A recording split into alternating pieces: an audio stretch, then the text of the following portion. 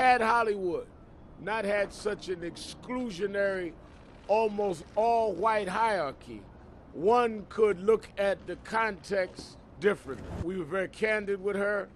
I said to her at that time that the climate and environment of Hollywood only confirms the kind of language that was used in these emails. All right, ladies and gentlemen, that was Al Sharpton after he met with Sony Pictures co-chair Amy Pascal, who, of course, had put out some emails that were hacked into that can be considered, racist tinged at least. Joining us now is Peter Flaherty, president of the National Legal and Policy Center. Peter, welcome. A great piece written the other day by two writers in the New York Post about the little game here that they say Al Sharpton is playing, and playing very successfully. That he goes down to corporations like a Sony, meets with a person like an Amy Pascal, and says, "I won't call you a racist if you give us money." I mean, how is this allowed to happen if it's happening? Well, I think the Sony Pictures episode is a classic Al Sharpton shakedown. This executive was vulnerable due to these racially charged emails, so Sharpton went in there and held a meeting with her and gave her some sort of absolution by not demanding that she resign. Now, they haven't disclosed exactly what kind of agreements were made, but I'm sure Sharpton sought monetary help for himself or his organization. That said, it was just a day or two that they met before the police murders in New York City. I believe that everything has changed, and I believe that it's no longer morally tenable for big American corporations to support Sharpton, and we are asking them to stop. Yes, so you believe that a turning point has been reached, but the question has to be, to these corporations that have allegedly played this game of paying for the silence of Al Sharpton and not going after them as racist, whether they are or not, do they now have the, how should I put it, do they now have the intestinal fortitude to stand up to Sharpton? Well, good question, and I think it's really up to us. There are hundreds of thousands of police officers in this country and other people employed in law enforcement. They're customers of companies like Walmart.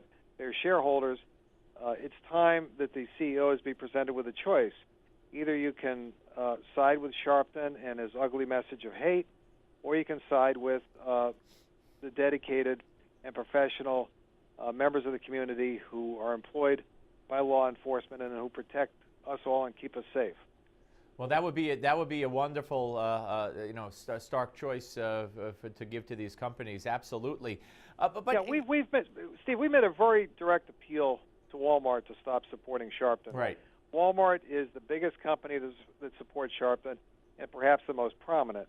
And in a letter to Walmart's CEO, Doug McMillon, I wrote that it's really up to Walmart to be a leader in corporate America and cut off Sharpton so that the others will too.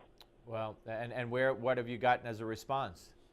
Well, we just sent that a few days ago. I hope it's under consideration, and I hope I'll get a positive response. Yeah. What about the tax situation of Sharpton? I mean, first of all, how on earth is this man allowed in the White House in the first place? But with Obama there, we understand it because I think they're very like-minded, not like-colored. That's not the reason. I think they're like-minded.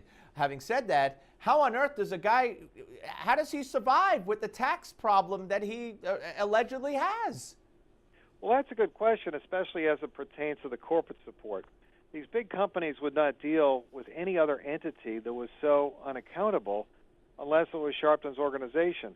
Sharpton, over the years, has left a trail of unpaid rent, unpaid bills, and unpaid taxes. Yeah. He's been completely unaccountable. Well, yeah, so you're right. From a corporation standpoint, I know that's what you're focusing on, but, the question that people ask me too is, how is he not in jail if this is all true? He has played fast and loose for a long time. I've always felt that it will catch up to him, and I'm hopeful that it will. But I do think he has received special treatment by government agencies. The access he's had at the White House speaks for itself. He's been there 80, 85 times. Yep. It's almost as if Barack Obama outsourced race relations in this country to Al Sharpton, which is tremendously ironic given the fact that Obama is our first African-American president. I think Obama made a huge mistake, and I think after what's happened in New York with the tragedies, Obama's probably going to be a little less welcoming of Al Sharpton at the White House. I honestly believe that. Well, all right, Peter, great talking to you, sir. Happy New Year, and thank you very much. Thank you, Steve.